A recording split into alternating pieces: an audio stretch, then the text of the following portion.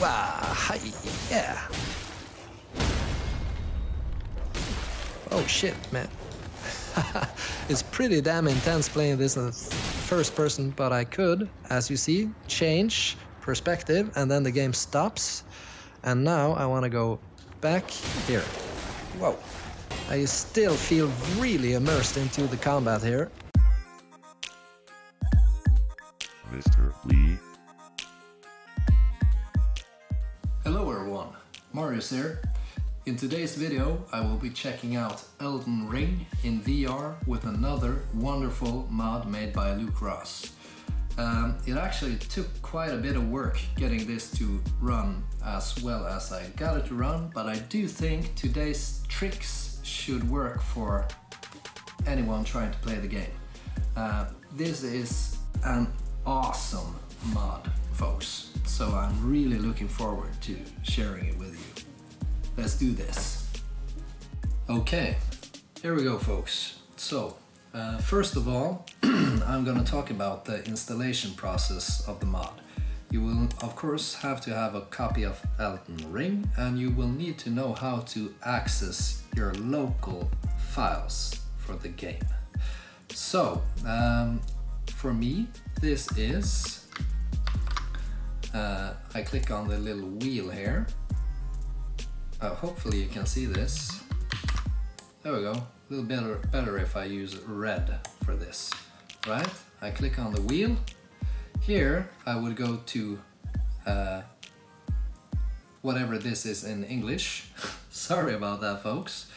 You can go to the third option and then browse your local files.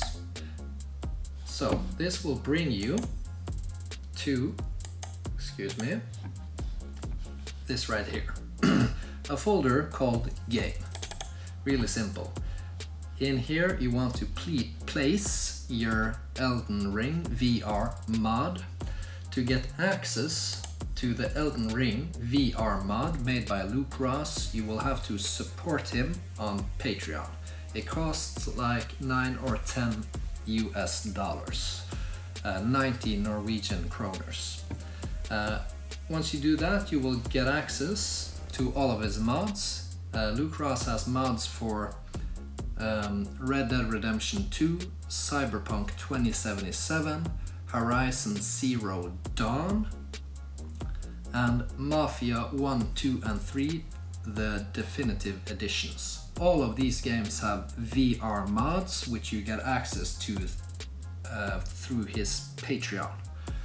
I think I did not forget anything. I think those were it. Please correct me in the comments if I missed anything. So what you want to do is you find his latest release. At the moment this is 4.1.0. So I'll click on it and then we download it to our computer as a zip file. Go ahead and open your downloads folder, open your zip file, and these three things, all of them, you want to extract to your game folder.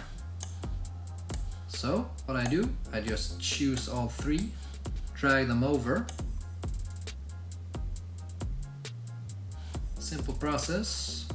It asks me to replace because I have an earlier version of this installed, so I just click yes, I want to replace.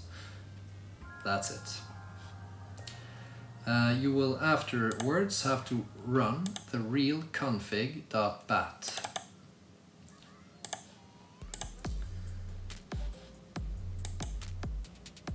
And now it asks me if I want to keep or if I want to delete my settings. For the sake of demonstration, I'm actually going to delete my previous settings. And here you can choose ultra, high, medium or low quality. Since I really care about frame rate, I'm actually gonna go for low. And then I just click L and it's done. Click any button to continue. So there, the VR mod is installed. So, Elden Ring struggles with performance. It has some big frame rate issues, right? And playing it in VR doesn't make it any better. So I actually went ahead and found a mod on nexusmods.com called Performance Boost. And this gives you different options for things you can do to increase your performance. So to install these mods, because you can install either one you wish, you have to choose one though. You will have to replace the regulation.bin file in your games folder for Elden Ring. I'm gonna show you here. Let's see. This thing right here will be replaced. And that means you will need to make a copy of this file before you do anything. Okay? So we're gonna go ahead and take a look here. We go to Files. I will link this in the description of the video. Here you get many choices. You can preview the contents of each one just by clicking below the manual download button, and you can see what's inside the folder. And here is the one that I'm using. No, actually, this is not the one. This is one of those I've downloaded, but you see it can improve your performance by getting rid of rain and tree animations, or only getting rid of the rain, or getting rid of shadows, rain and tree animation, right? So, and there's a whole bunch of these. This is the one that I'm using, low LOD. Let's see here, we'll preview the contents of this, and this one has a lot of options. So here we have a low grass range, that is that you don't see all the individual grass parts like far in the distance, but you won't notice that either way.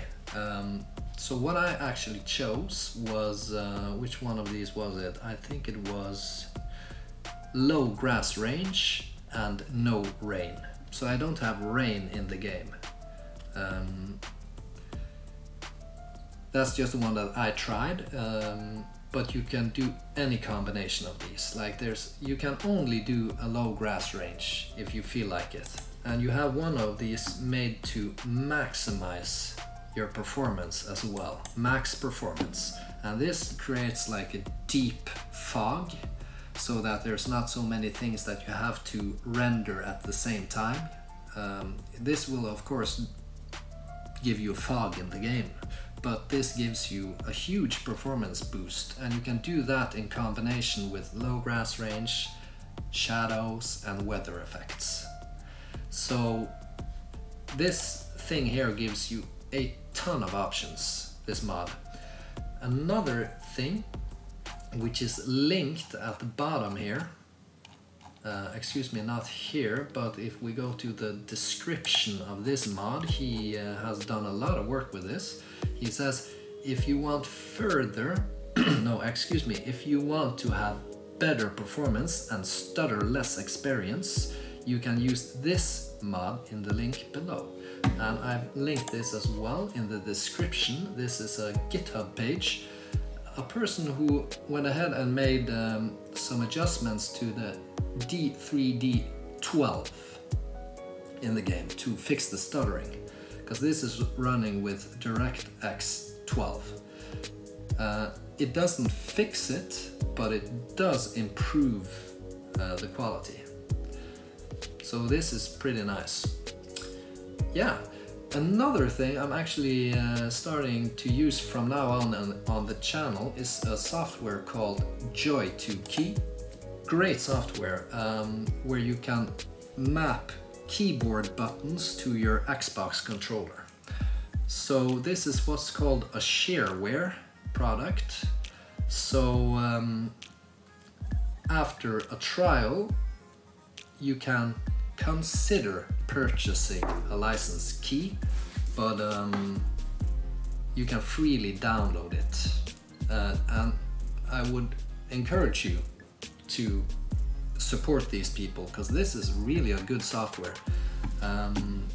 especially for this type of gaming. So here I've gone ahead and made a copy of this. They have button mapping for the Xbox controller. I will link this as well in the description.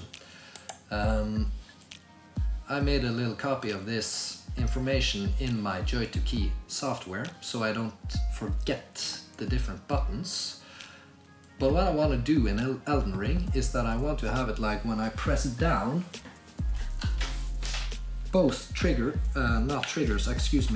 both of my analog sticks, I recenter. And that I can do with JoyToKey. So I have a button for recentering. I think I'll try both of these. Not sure though, but how you go about that is that you, as I've done here, I made a profile for Elden Ring by clicking create down here, and I've also added comments to these different buttons. So oops, a little messy commenting here, but this is so that I don't forget what the different things do. So here it says from button 14 I can do combinations. This is a feature you will have to enable. I've also enabled 8-way configuration of the D-pad. Then I can press up to the side and down to the side and do all kinds of combinations of D-pad buttons. You can also configure a maximum amount of buttons, like now I have 32, which will of course be like a combination of different buttons, right? So I can't really remember. I think, yeah, you do button mapping. Okay, you click on this, and then as we saw, we got from button 14 onwards will be combinations of different buttons, right? And here I have in front of me what the different buttons are for the Xbox controller. So I'll say button 15. This will be a combination of button 9, which is the left analog stick pushed in. So now when I press down button 9 and 10, this will activate button 15. Okay? So it says there, trigger when the following button is pressed. Only trigger when the following button is also pressed. And I could, of course, do a third button as well if I feel like it, right? So button 15, right? I'll head back here and I'll find button 15. And now I want to say which keyboard key this should trigger. So now you have to find a keyboard key which you're not using in the game.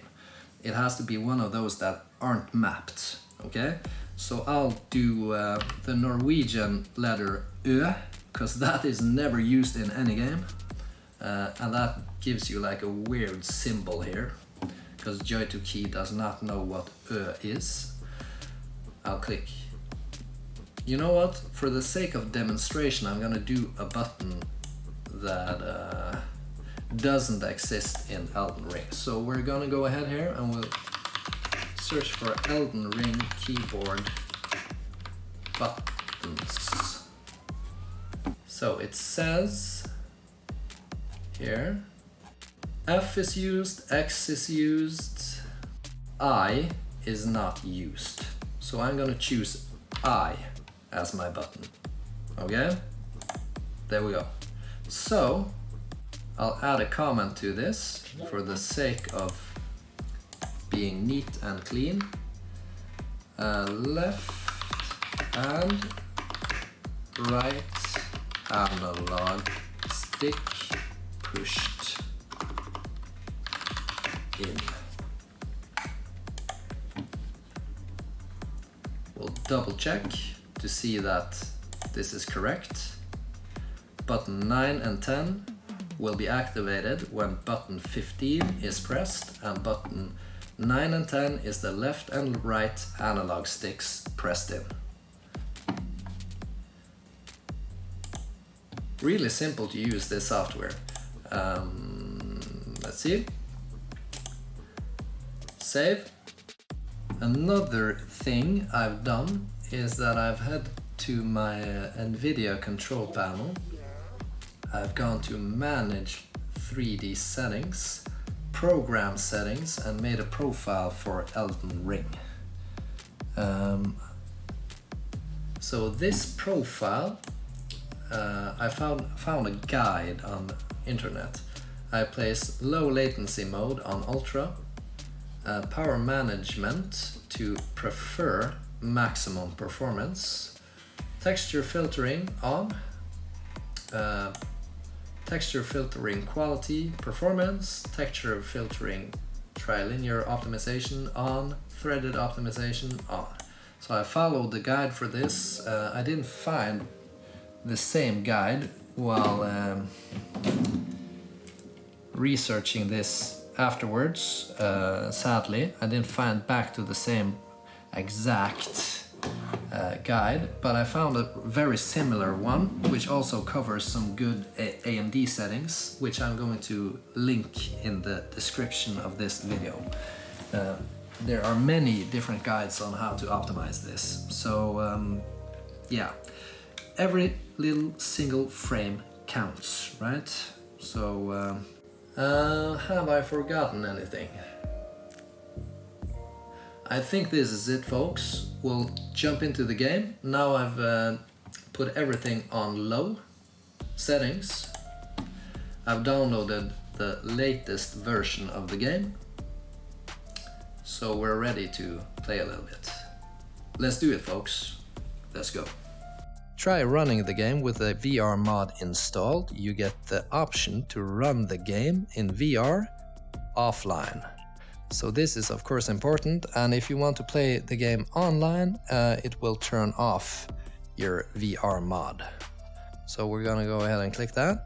The recording is most likely going to affect my performance. Please keep that in mind when you're viewing. That you do of course get a different performance when you're not recording video.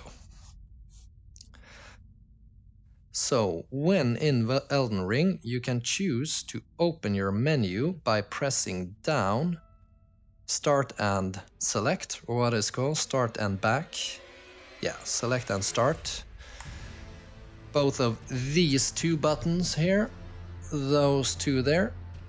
Is that right? Sorry, those two there. And then we'll get rid of the menu. We can bring back up the menu the same way. And now on my Xbox controller, I can click A to go into the main real VR overlay. So a couple of different things while we're in here. Some things that I always do. I always choose single buffering because that gives me less latency. For some odd reason, this isn't displayed in the headset at the moment, but we're in here, real VR. We have chosen single buffering. We have stereo 3D enabled. And here we want to make a shortcut for recentering. Okay, so I'm gonna do this with mouse and keyboard. So you see here, let's see, click here, and you remember we chose I for both of our analog sticks pressed down. At the moment it has chosen a resolution for me that is way too low, but we'll talk about that later on. We'll head into the settings afterwards. I is for recentering at the moment. Here you can also choose different things. You can put on a tourist mode, which makes it so that enemies don't attack you. And that is really good if you want to demonstrate the game, as I'm going to do for you now. So I'm going to enable that. You can also adjust the time scale, the game speed, which is really cool. I'm going to go ahead and do that as well, because I'm not good at this game. You can choose how often the game should make backup saves. So I can say, for instance, every 10 minutes the game is supposed to make a backup save. I can choose the HUD size and everything.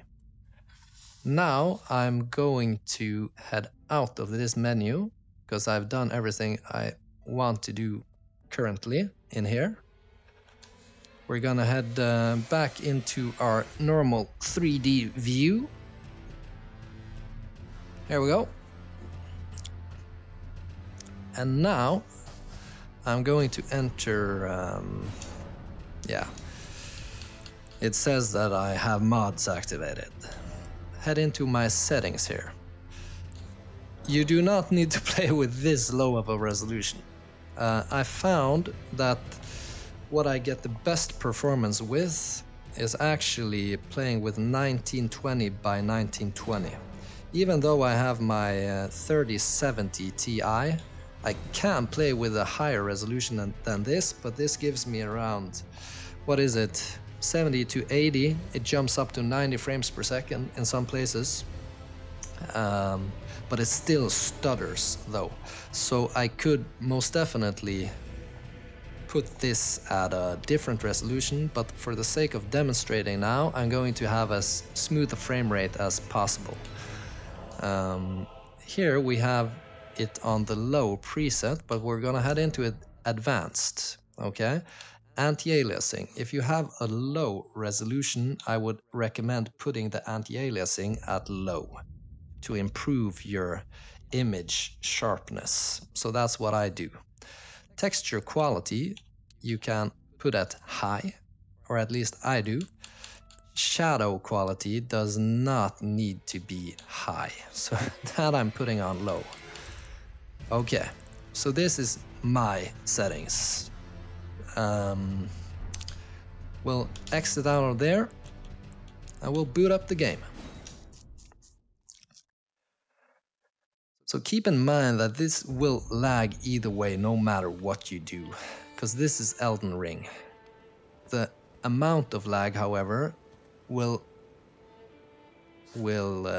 be different depending on where you are in the actual game world. So currently I'm viewing this from a third-person perspective, and as you see, I can recenter now by pressing down both of my analog sticks. Did you see that? There we go. Pretty cool, right? That's JoyToKey. So I'm gonna bring back up the menu by pressing down Start and Select, or Back and Start. And now the game is paused, so enemies can't attack me.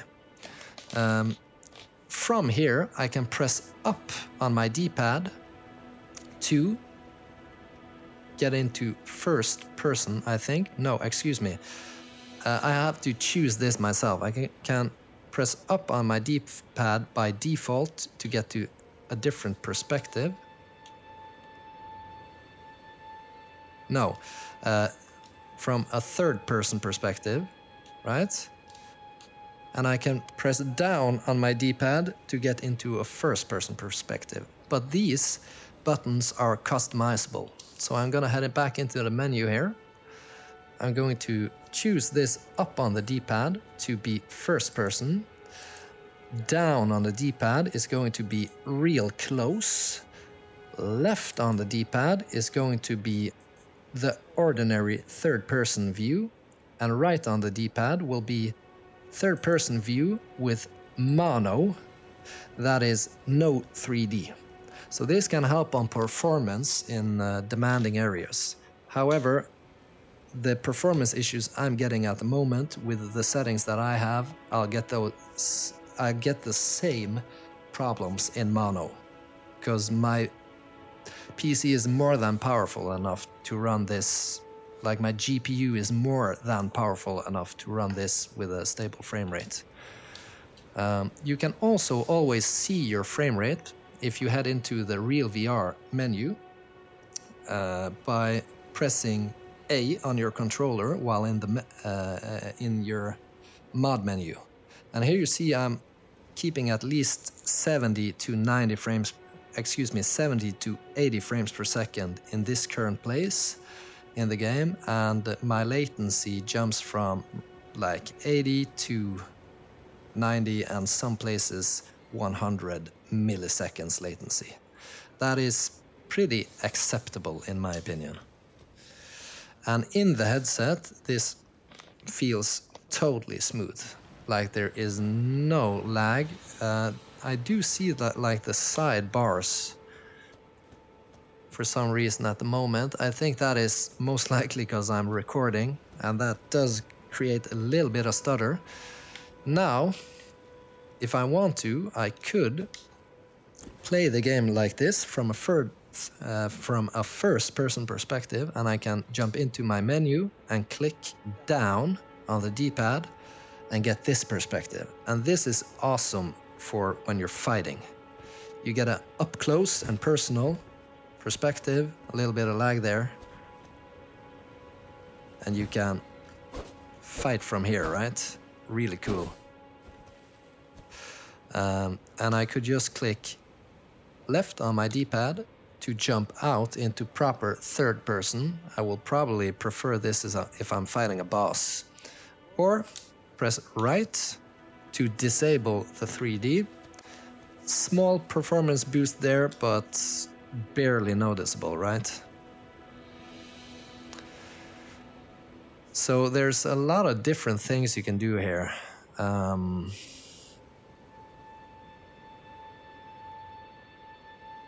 Like as I said, when playing it with this resolution, it is about as fluid as it will ever be for me. So the shadows are acting up here. This is of course something you'll have to experiment with. I put the low on the shadow quality, maybe put it on medium. The grass quality doesn't have as many settings to adjust. Let's see here. It takes a little tinkering to get used to this though. As I said, I could probably play this with 2160 by 2160 without that being like too demanding for my rig. You see that it does lag a little bit more, and if I press here, I'm still like up in the 80s in performance. So I guess I could probably get the same performance on my good old AMD card with 1920 by 1920. I just took those settings to demonstrate to you all. I have to mention, since I'm playing this in virtual desktop, I actually got a better performance while playing this with Oculus than playing it in virtual desktop. I'm just doing this now for the sake of demonstrating. I'm not really used to record while playing.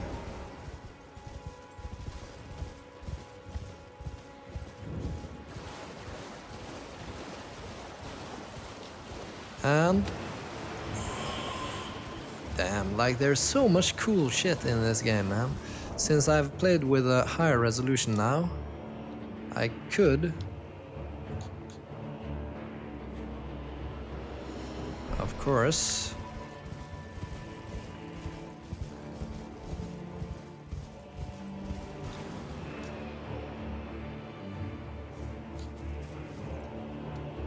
what? Oh yeah, that's another thing, you can adjust the game speed. for these different button presses, but I think maybe I did something a little bit weird here. Changed something. Sorry about that, folks. That wasn't intentional on my part. I am a tinkerer, as you all know, and I kind of just wanted to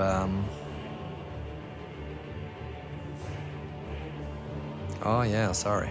I kind of just wanted to head into my settings now and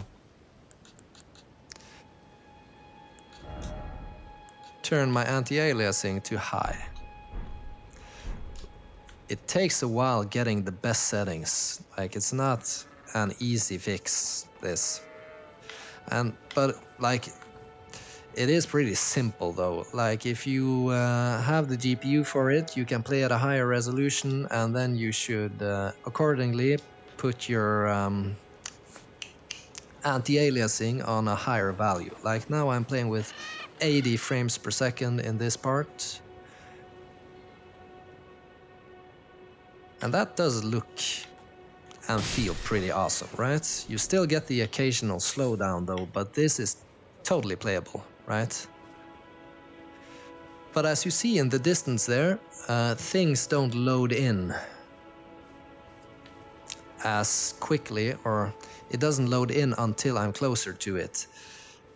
This can be pretty noticeable in some places, but this is the mod that I'm using for performance, and this really affects the performance, that it doesn't load in all the grass all the time, right? That has a huge impact. So even though it can look a little bit ugly in some places, I would recommend that you use this mod, most definitely.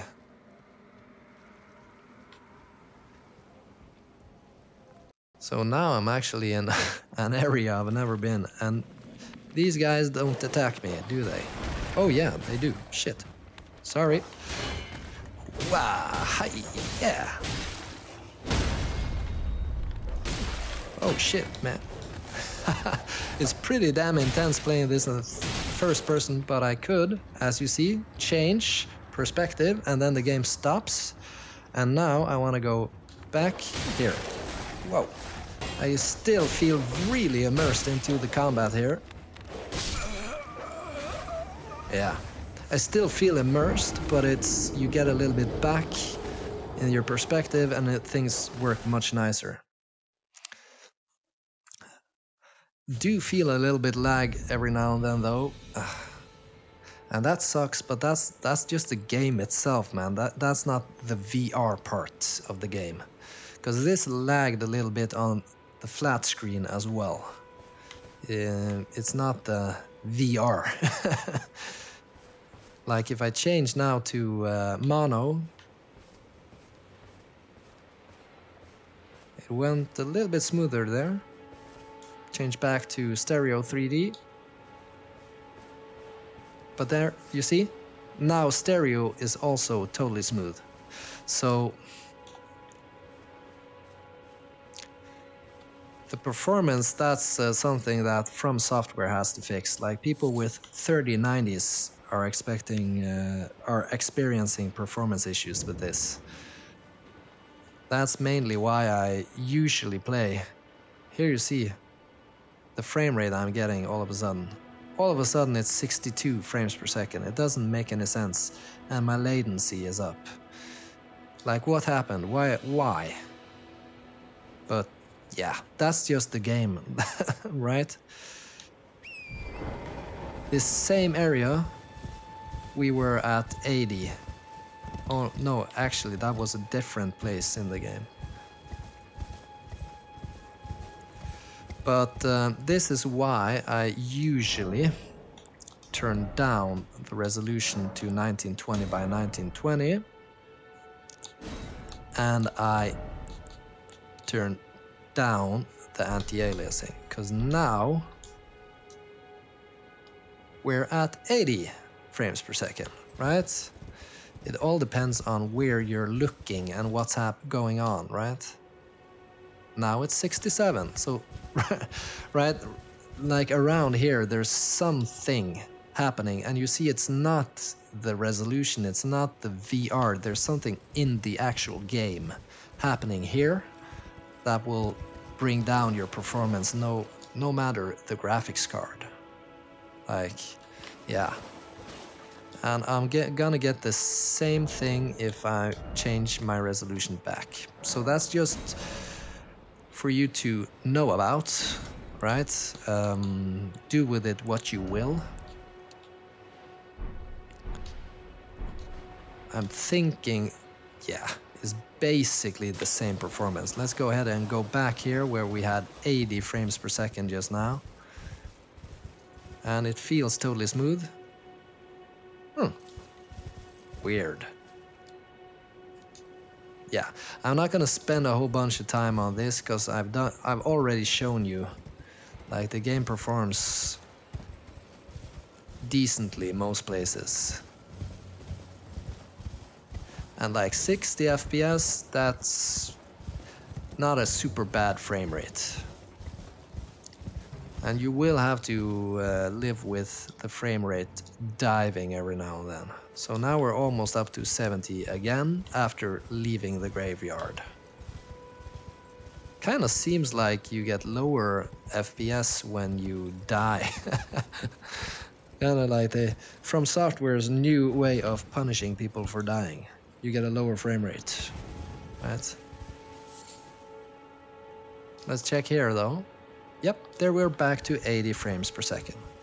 So, and there's a bunch of trees and there's a bunch of wolves, so it doesn't really make sense. Oh my god, this is cool in VR. You will need to have a strong stomach to play this thing in VR though. As you probably understand, like, yeah.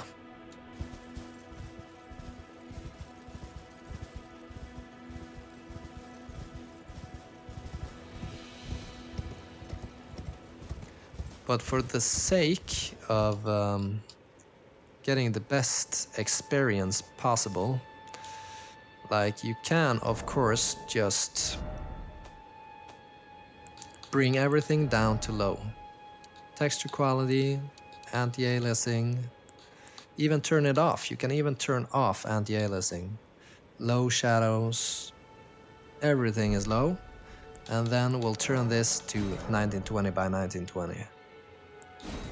You should always actually restart your game if you change your resolution. My performance gets impacted by this, me not closing the game and opening it again. So now we're actually able to pretty much maintain 90 frames per second. But it still doesn't feel perfectly smooth. But this is about as close as you get to a pretty smooth experience. So here we're invaded by someone, not an actual gamer. Oh yeah, thank you, thank you. I needed that. You punk. So, don't worry, you can always pause your game. It is harder to play this in VR though, like I gotta tell you.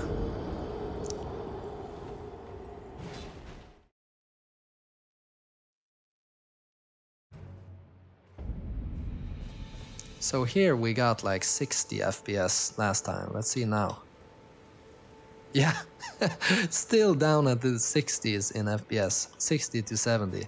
So this is just one of those parts of the game, right? It's just one of those places. So what I'm gonna do about it, I'm not gonna care. I'm just gonna go ahead and do me, and 2160 by 2160, there we go. Yes, advanced settings, anti-aliasing on high, and texture quality on high, and shadows on medium, and everything else on low. That's it. There you have it, folks. Elden Ring running in VR with another wonderful mod made by Luke Ross. The game itself is awesome, right? But there are some performance issues at the moment, both in the game itself, and it struggles a little bit with running in VR as well. But Luke Ross has done every workaround thinkable for this, and he's still actively developing it, so fingers crossed that this gets even much smoother in the very near future. I do really hope so, because I really love this game, and I love playing it with stereo 3D. Yeah, great stuff, folks. If you liked today's video, please hit the thumbs up button, click and leave a comment down below, and don't forget to hit that subscribe button for more future flat screen to VR content. I'll catch you on the next one, folks.